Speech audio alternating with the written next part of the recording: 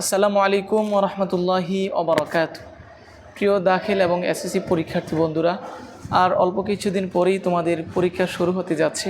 পরীক্ষার হলে এই ওএমআর শিটটা তোমরা কীভাবে পূরণ করবা ইনশাল্লাহ আমি আজকে তোমাদেরকে দেখাবো। ভিডিওটি ভালো লাগলে সকলেই শেয়ার করে দিবে ইনশাল্লাহ। বোর্ডে যেই খাতা আমাদেরকে দেওয়া হবে সেই খাতার প্রথম পেজটা কিন্তু এরকম হবে। প্রথমেই তোমরা দেখতে পাচ্ছ বাংলাদেশ মাদ্রাসা শিক্ষা বোর্ড, ঢাকা।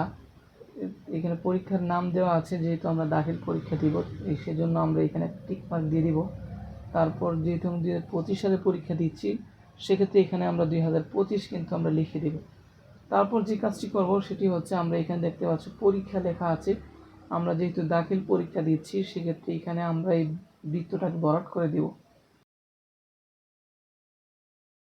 অবশ্যই কিন্তু এই বল পেন ব্যবহার করতে হবে, কোনো ধরনের জেল পেন কিন্তু ব্যবহার করা যাবে না। তারপর যখন আমরা এখানে দাখিল পরীক্ষার ঘরটা আমরা পূরণ করেছি, তারপর দ্বিতীয় ঘরটাতে যদি আমরা যাই, এখানে আছে রোল নাম্বার। সেখানে আমাদের রোল নাম্বারটা আমরা বসিয়ে দেব। অবশ্যই আমাদের এডমিট কার্ড থেকে দেখে দেখে কিন্তু আমরা পূরণ করব ইনশাল্লাহ। আমাদের রোল নাম্বারটা পূরণ করে দিয়েছি। এখন এই নিচে যেই ঘরগুলো আছে সেই ঘরগুলো কিন্তু আমাদের পূরণ করতে হবে।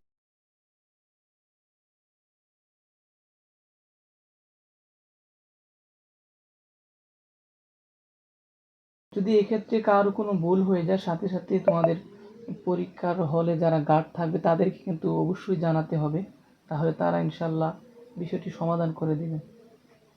তারপর আছে রেজিস্ট্রেশন। ঠিক সেমভাবে আমরা রেজিস্ট্রেশন নাম্বারটি আমাদের এডমিট কার্ড থেকে দেখে দেখে কিন্তু এই ঘরগুলোতে আমরা বসিয়ে দেব।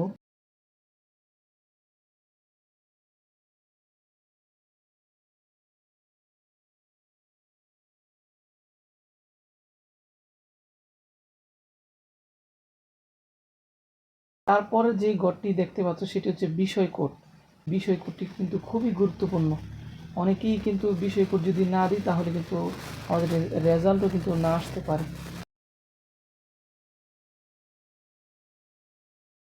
তারপর আরেকটি গড় দেখতে পাচ্ছ, সেটি হচ্ছে অতিরিক্ত খাতার সংখ্যা।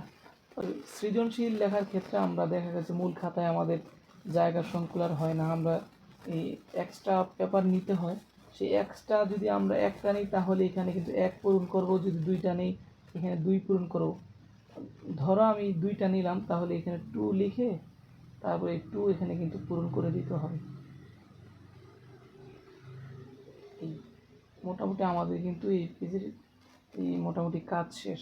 তোমরা এখানে দেখতে পাচ্ছ, আমরা যদি একটু দেখাই তোমাদেরকে, এখানে যিনি তোমাদের পরীক্ষক থাকবেন তিনি কিন্তু এখানে স্বাক্ষর দিয়ে দেবেন। তারপর আমাদের বরাত যদি শেষ হয়, আমরা পরীক্ষার এই খাতায় আমরা লিখব। পরীক্ষার এখানেও খাতাটা তোমরা দেখতে পাচ্ছ যে এখানে আমরা বিষয় লিখব। কোন পরীক্ষা, যদি কোরআন হয় তাহলে আমরা কোরআন,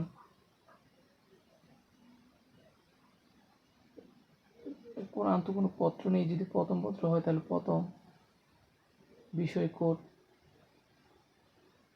তারিখ, এগুলো লিখে আমরা এখান থেকে কিন্তু লেখা শুরু করবো ইনশাল্লাহ।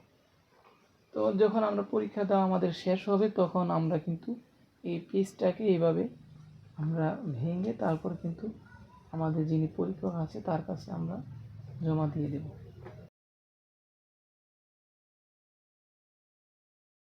এই ছিল আজকে আমার ভিডিও। যদি তারপরে যদি কারো কোনো বিষয় জানার থাকে আমাকে কমেন্টে জানাবো ইনশাল্লাহ, আমি যথার্থ উত্তর দেওয়ার চেষ্টা করবো ইনশাআল্লাহ।